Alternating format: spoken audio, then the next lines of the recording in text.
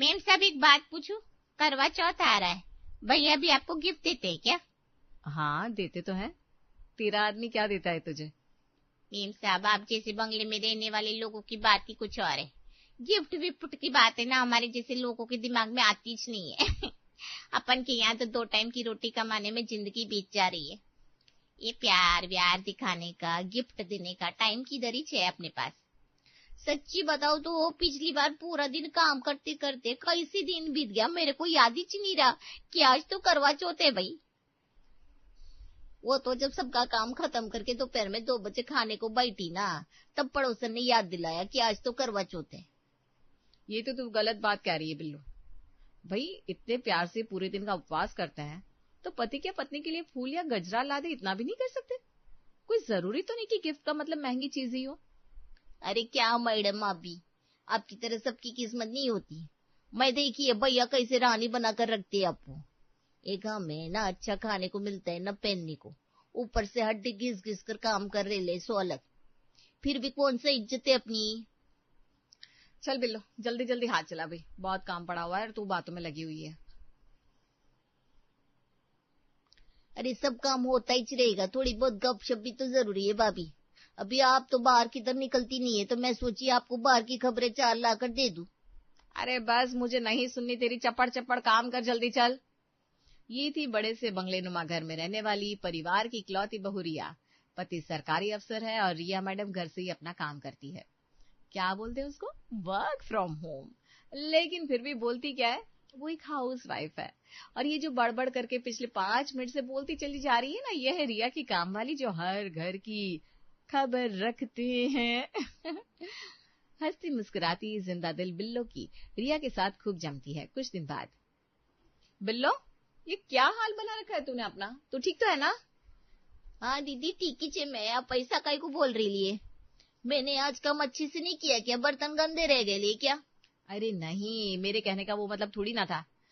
देख रही हूँ आजकल तो बड़ी चुप चुप सी रहती है, पहले की तरह नॉन स्टॉप टैप रिकॉर्डर नहीं चलता तेरा। पहले तो तुझे चुप कराने के लिए मुझे 2-3 बार टोकना पड़ता था, बिल्लो अपना काम कर ले, बाकी की बातें बाद में कर लेना। लेकिन अब देखती हूँ तू चुपचाप आती है, अपना काम निपटाती है और निकल जाती है। तेरे चेहरे की हंसी गायब हो गई है कहीं। तू ठीक तो है ना? अरे ठीक ही छे, मेरे को क्या होगा? फिर आप ही तो बोलती थी मैं बोल बोल के आपका दिमाग खाती है, बस इसीलिए ना जल्दी जल्दी हाथ चलाकर अपना काम निपटाती है। और काम जल्दी हो जाता है तो एक घर में फालतू काम कर लेती है। बात करने में कौन सा मेरा भला हो रहा था? एक घर और पकड़ा है, थोड़ी कमाई ज्यादा हो जाती है ना। अब ठीक ही तो बोलती थी, बातों में क्या रखा है। रोज रोज आपका आधा घंटा खराब तो करती थी मैं। अरे तू ऐसा क्यों सोच रही है? वो तो मैं तुझे ऐसे ही टोक देती थी। लेकिन सच बताऊं तो तेरा मुझे दीदी दीदी कहना, बातें करना, पूरे मोहल्ले की खबरें सुनाना अच्छा लगता था। तू ना हंसती हुई अच्छी लगती है। अच्छा सुन, चाय पिएगी? चाय बना दो तेरे लिए। आज मैंने भी चाय नहीं पी है, दोनों साथ में बैठकर चाय पियेंगे, फिर तू मुझे मोहल्ले की खबरें सुना देना। रिया की चाय के लिए पूछती ही बिल्लू के दिमाग में पिछले कुछ दिन की बातें घूमने लगती है।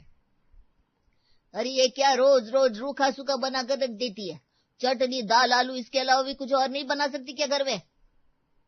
बन सकता है लेकिन उसके लिए ढेर सारा पैसा खर्च करना पड़ता है। तेरे पास है क्या? चुपचाप जो मिल रहा है खा ले। तेरा तो पेट भरा रहता है, सेठों के घर जाकर मलाई मार के आती है, खुद तो बढ़िया बढ़िया खाना खाती है और मेरे को इधर रूखा सूखा खिलाती है। ले जा अपना खाना, नहीं खाना मेरे को। इतना कहकर बिल्लू का पति थाली उठाकर फेंक देता है। ये क्या किया रे ले तू? तेरा दिमाग तो ठिकाने पर है? खाने की थाल काय को फेंकी? मेरे से ऊंची आवाज में बात करी तो मेरे से बुरा कोई नहीं होएगा। 4 पैसा कमा कर ला रही लिए तो मेरे सर पर नाचेगी क्या तू? खबरदार, जो आज के बाद आवाज ऊंची करी है तो बहुत पैसों की गर्मी आ गई तेरे को, कल से किधर ही नहीं जाएगी। बैठ इधर घर में और तीनों टाइम मस्त गर्मा गर्म खाना बनाकर मेरे को खिला। तेरा मरा दूं, फर्ज बनता है तेरा मेरी सेवा करने का। अच्छा, मैं काम धंधा छोड़कर घर में बैठ जाएगी तो तीनों टाइम बनाने के लिए घर में कुछ होगा ही नहीं, फिर क्या खाएगा? हवा आया बड़ा। अब की बार बिल्लो की बात सुनकर उसका पति उसके कान पर एक तमाचा रख देता है। अभी तेरे को पता लग गई तेरी औकात के बताओ और? घर से बाहर जाकर काम करने की इजाजत क्या दे दी? मेरे सर पर चढ़ के नाचने की कोशिश कर रही है। कुछ बनाने को नहीं होगा ना तो कोई बात नहीं, मेरे साथ तू भी भूखी मरेगी। 2-4 दिन भूखी रहेगी तो मरेगी नहीं तू, लेकिन आज के बाद घर की चौखट पार करके बाहर नहीं जाएगी। मैं भी देखता है कैसे निकलती है तू बाहर। इतना कहकर बिल्लो का पति गुस्से में घर से बाहर निकल जाता है। पिता के घर से बाहर जाने के बाद बिल्लो का बेटा पिंटू कहता है, अम्मा क्या जरूरत है तुझे बापू के साथ ज्यादा बहस करने की? जब तेरे को पता है बापू का दिमाग इतना गर्म रहता है तो काहे को जुबान चलाती है उसके सामने? अब तेरी वजह से हमें भी ढंग का खाना नसीब नहीं होगा। पिछली बार तेरी वजह से स्कूल से नाम कटाना पड़ा था। मेरी वजह से नाम कटाना पड़ा था? कटाना नहीं पड़ा था, ये बोल कि मेरी वजह से तू स्कूल जा रहे है। तेरा बाप निकम्मा नकारा है, फिर भी तू मेरे को सिखा रहे है। भैया ठीक कह रहे अम्मा, तू क्यों बापू को उकसाती है? उसके मन का काम कर दिया करना। दोनों बच्चों की बात सुनने के बाद बिल्लो बुरी तरह से टूट गई थी। कुछ देर बाद उसका पति बाहर से लौट कर आता है। मेरे को माफ कर दे, मैं मानती कुछ ज्यादा ही बोल दिया। अपने झगड़े में बच्चों को काय को पीस रहे लाए। पिछली बार तूने कितने दिन काम पर नहीं जाने दिया था, आधा काम हाथ से निकल गया था। एक बार काम चला जाता है तो बड़ी मुश्किल हो जाती है। बड़े बंगले वाली मैडम लोग फिर जल्दी काम पर रखती भी नहीं है। ठीक है जा, लेकिन खबरदार जो अपनी औकात भूलने की कोशिश करिए तो। नहीं, मैं ख्याल रखेगी। आज के दिन, अरे बिल्लो मैंने पूछा चाय पिएगी और तू जवाब देने की बजाय पता नहीं किस सोच में गुम हो गई। तू ठीक तो है ना? अरे रहने दो ना माइम साहब, काय को मेरे वास्ते परेशान हो रही आप। मेरे को चाय वाय नहीं पीने का, मेरा काम खत्म हो गया है, मैं निकलती है। बिल्लो तो चली गई थी, लेकिन इधर रिया, उसके मन में सवालों की झड़ी लग गई थी। उसे अंदेशा हो गया था कि जरूर कुछ न कुछ तो गलत हुआ है बिल्लो के साथ। शाम को 5 बजे, अरे बहू ये बार बार बालकनी में झांकना बंद कर, जा जाकर चाय चढ़ा दे। हाँ माँ जी, मैं वो देख रही थी कि अगर बिल्लो आ रही है तो फिर वो रसोई संभाल लेगी। मुझे जरा कंप्यूटर पर ना एक जरूरी फाइल भेजनी है। देख रही हो बहन जी, आजकल की बहुएं पूरा दिन खाली बैठकर ये मोबाइल और लैपटॉप चलाती रहती है, सास के लिए एक कप चाय भी नहीं बना सकती। तभी बिल्लो वहां आती है। राम राम अम्मा, थोड़ा लेट हो गई है, अब भी बना दी है आपकी चाय। अरे रहने दे तू, तेरे हाथ की चाय नहीं भाती मुझे। तू महारानी है, तुझे क्या अब कोरे कागज पर अंगूठा लगा कर दूं जब हिलेगी अपने आसन से? रिया ने कान पर फोन लगाया हुआ था जो इस समय क्लाइंट से बात कर रही थी, लेकिन सास विभा ने इतनी तेज आवाज में कहा कि फोन की दूसरी ओर सारी आवाज पहुंच गई थी। रिया शर्मिंदा होकर फोन काट देती है और गुस्से में अपने कमरे से बाहर आती है तो देखती है सासू माँ के साथ उनकी सहेली पुष्पा भी बैठी हुई है। सामने का नजारा देखकर अब तो रिया की आंखों में आंसू आ जाते हैं। माँ जी को मेरी इमेज का जरा भी ख्याल नहीं है। मैं क्लाइंट के साथ फोन पर बातें कर रही थी, पता नहीं क्लाइंट क्या सोच रहा होगा मेरे बारे में। और वो क्लाइंट तो फिर भी अजनबी है। पुष्पा आंटी, वो मेरे बारे में न जाने क्या सोच रही होंगी। माँ जी ने उनके सामने मुझे इतनी बातें सुना दी। मेम साहब ठीक है ना आप? हाँ, मुझे क्या होगा? वो आपकी चाय कब से उबल कर गिर रही है, पता नहीं आप किधर घूमते, तो मैंने कई आवाजें लगाई पर आपने सुनाई नहीं। किधर सोच में गुम हो गई आप? अरे कुछ नहीं, तू छोड़ना। अच्छा ये बता, नुक्कड़ वाली शिल्पा की कोई खबर मिली? कहाँ जाती है रोज सजकर बाइक पर बैठकर? बात बदलने की कोशिश कर रही है ना मेम साहब आप। ओ शिल्पा मैडम किधर को जाएगी, बेचारी रैपिडो पर बाइक से अपने छोटे को लेने स्कूल जाती थी और कॉलोनी की औरतों ने खाले पोकट बदनाम करके रख दिया था उसको। अब ठीक बोलती थी मेम साहब, इन बातों में कुछ नहीं रखा। अच्छा मैं माँ जी को चाय देकर आती हूँ। अब कुछ काम कर रही थी ना, आप अपना काम कर लो ना, जाकर चाय में दे के आएगी, इतना तो कर ही सकती है।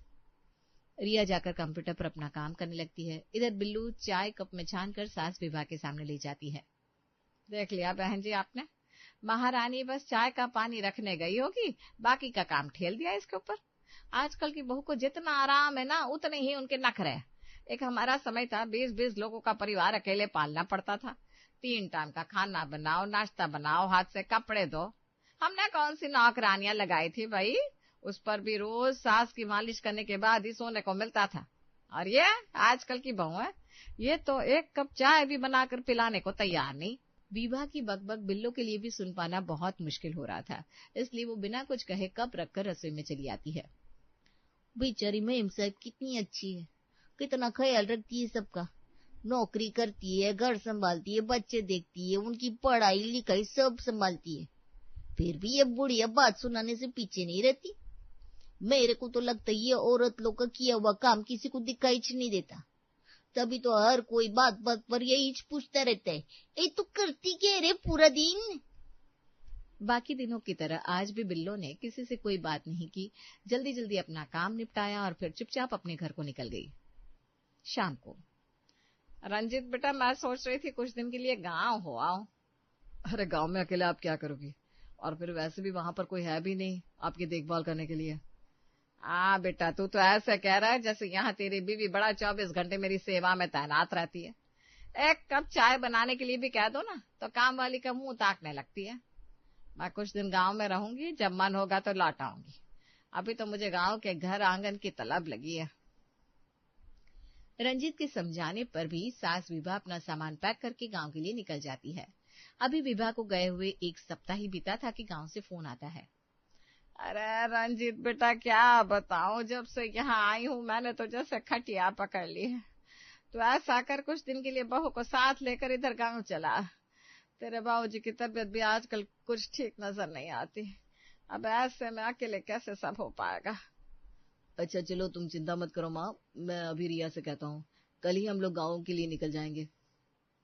प्रिया, माँ का फोन आया था, उनकी तबीयत कुछ ठीक नहीं है। माँ तुम्हें बहुत याद कर रही है। मुझे नहीं, काम को याद करी होंगी माँ जी। बहू है नहीं, बहू के किए काम अच्छे लगते हैं सासों को।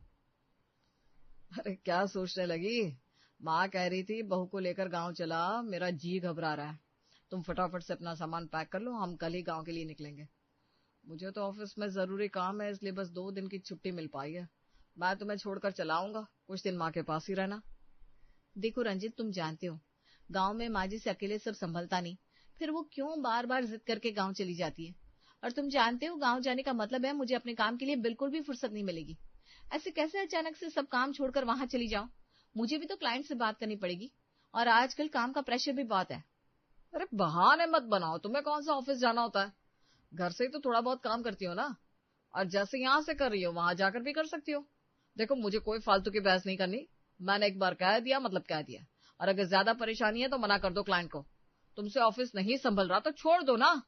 अरे ऐसे कैसे छोड़ दो, क्या मैंने आज तक तुमसे कभी कहा कि तुम नौकरी छोड़कर घर में बैठ जाओ। माना कि तुम्हारे पास बहुत पैसा है, तुम्हें मेरे पैसों की जरूरत नहीं है, लेकिन मुझे इस नौकरी की जरूरत है रंजीत, और नौकरी हमेशा पैसे के लिए ही की जाए ऐसा कोई जरूरी नहीं है।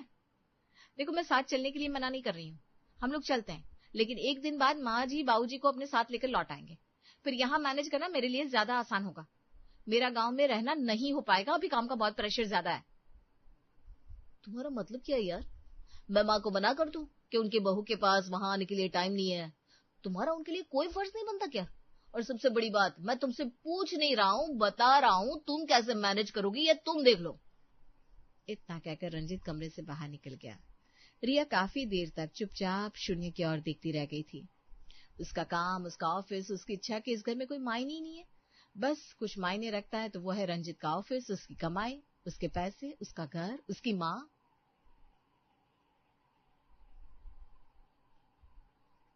रिया के लिए तो यहाँ कुछ भी नहीं था। वो सोचने लगी, मेरा यहाँ कभी कुछ था भी। जब भी मैं कहना चाहती हूँ मुझे काम है, तो हर बार यही कह दिया जाता है छोड़ दो नौकरी। क्या एक औरत के काम की बस इतनी वैल्यू है। रिया अभी उधेड़-बुन में लगी थी तभी बिल्लो वहां आई। आज उसकी आंखें सूजी हुई दिखाई दे रही थी, चेहरा भी उतरा हुआ था। आज तो भैया बड़ी वाली गाड़ी साफ कर रहे थे, कहीं जा रहे हो क्या आप अपना बंगला छोड़कर। अच्छा संडे है ना, जरूर आपको किधर घुमाने को लेके जा रहे होंगे। मैं तो कहती हूँ दीदी भैया को ना अच्छे से चूना लगा कर लाना। तू छोड़ भैया को, ये बता तेरे चेहरे को क्या हुआ है। ये काम छोड़, आज पहले मुझे ढंग से बात कर। तेरे साथ क्या चल रहा है। तेरी आंखें सूजी हुई है, चेहरा नीला पड़ा हुआ है, और तू यहाँ आकर मुझसे गाड़ी के बारे में बात कर रही है। कुछ छिपा रही है ना इस झूठी हंसी के पीछे। रिया के इतना कहते ही बिल्लू की आंखों से आंसू बहने लगते हैं। अभी क्या बताएगी आपको मेम साहब, कभी कभी तो लगता है गरीब बनकर पैदा होना सबसे बड़ी गलती है। मेरा पति हाथ उठाता है मेरे पे, ताने देता है, परेशान करता है। अभी अगर घर पहुंचने में 5 मिनट भी लेट हो जाएगी ना, और थोड़ा अच्छे से बन के घर से निकलेगी, तो मेरे ऊपर शक भी करता है। पहले तो ये सोचकर जी रही थी कि अपने बच्चों को अपना दुख दर्द बताकर मन हल्का कर लेगी, लेकिन अब तो मेरे बच्चों को यही लगता है कि मैं इन पर रोक टोक करती है, चिड़चिड़ करती है, मैं इनसे प्यार नहीं करती। अरे, इतनी बड़ी बात हो गई, तेरे मर्द ने तेरे ऊपर हाथ उठाया, तूने पुलिस को फोन क्यों नहीं किया? पति है तो क्या हाथ उठा देगा? तेरा अपना कोई आत्मसम्मान नहीं है क्या? ऐसा कैसे कुछ भी कर लेगा? तू क्यों रह रही है ऐसे नर्क में? छोड़ क्यों नहीं देती उसे? बिल्लो कुछ कहती उससे पहले ही रंजीत वहां आता है। अपना कोई काम बता दो तो तुम्हारे पास बहुत काम आ जाता है। अभी यहाँ इसके साथ गप्पे मार रही हो, उसके लिए समय ही समय है तुम्हारे पास। और ये क्लाइंट मयंक बार बार क्यों कॉल कर रहा है? इसको बोलो संडे को कॉल ना करे। 7 दिन बस क्लाइंट, ऑफिस, घर परिवार के लिए कोई जिम्मेदारी है कि नहीं तुम्हारी? अरे कुछ इम्पोर्टेंट रहा होगा, और घर की सारी जिम्मेदारियां तो निभाती हूँ ना मैं। हाँ, सब जानते हैं तुम कितना काम कर रही हो। पिंकी ने आधे घंटे पहले कॉफी मांगी थी, बन गई या कल मिलेगी उसे? रंजीत के जाने के बाद मेम साहब, मैं आज तक यही सोचती थी, पता नहीं मेरी किस्मत ऐसी क्यों है। काय को झोपड़पट्टी की जिंदगी ऊपर वाले ने दी, कम पड़ा शराबी पति मयरिच नसीब में काय को आया। फिर जब आपका गाड़ी बंगला महंगी साड़ियां देखती ना, तो मन में कसक उठती थी, काश मेरी जिंदगी भी आपका जैसी होती। मैंने तो अपने पति के अपमान और जिल्लत को ये सोचकर बर्दाश्त कर लिया कि हम गरीब हैं, हमारी किस्मत में सुखिच नहीं है। अब एक काम वाली और क्या ही उम्मीद करेगी अपने पति से। लेकिन आपके पास तो सब कुछ है मैम साहब। अब पढ़ी लिखी हो, नौकरी करके पैसे भी कमाती हो, सुंदर हो, पति भी पढ़ा लिखा है। फिर भी देखा जाए तो आपकी और मेरी जिंदगी में कोई ज्यादा अंतर नहीं है। मेरा पति मेरे को बंद कमरे में पीटता है, और आपका पति बिना आपके आत्मसम्मान की कदर किए किसी के भी सामने आपको अपमानित करता है। मेरे बच्चों को लगता है कि घर में झगड़े का कारण मैं है, और आपके बच्चे वो भी किधर चापू समझती है। देखा है मैंने बात बात पर झल्लाते हुए। माँ जी भी अपना सास होने का अधिकार जमाते हुए ये भूल जाती है कि किसके सामने क्या बोलना चाहिए और क्या नहीं। क्या मैं नहीं जानती आपके इस गुस्से और चिड़चिड़ेपन के पीछे क्या छिपा है? बस इसीलिए आपको आकर इधर उधर की बातें बताकर आपका मन हल्का करती थी मैं। ठीक कह रही है तू पगली। बात बंगले, गाड़ी या डिग्रियों की नहीं है, बात है समाज की सोच की। और समाज के लिए घर की औरत एक दरवाजे पर पड़ा पायदान ही तो है। बाहर गए, जितना गुस्सा तनाव मिला सब औरत के आंचल में छोड़कर घर के अंदर बढ़ गए। कोई नहीं सोचता सबके ताने, अपमान, कड़वे शब्द और ये कीचड़ लेकर वो औरत कैसे जीती है। पूरे परिवार का पंचिंग बैग होती है वो, सबके आगे पीछे घूमे, और जब परिवार का मूड बिगड़े सब उस पर अपना गुस्सा निकाल सके। अपने अपने मन की बात एक दूसरे को बताने के बाद रिया और बिल्लो अपनी अपनी जिम्मेदारियों की ओर निकल पड़ी थी। रिया को गांव जाकर अपना फर्ज पूरा करना था, और बिल्लो को घर जाकर पति के लिए गर्म रोटियां सेकनी थी। आज दोनों ने ऐसा आईना देख लिया था जिसमें उन्हें अपनी असलियत साफ नजर आ गई थी।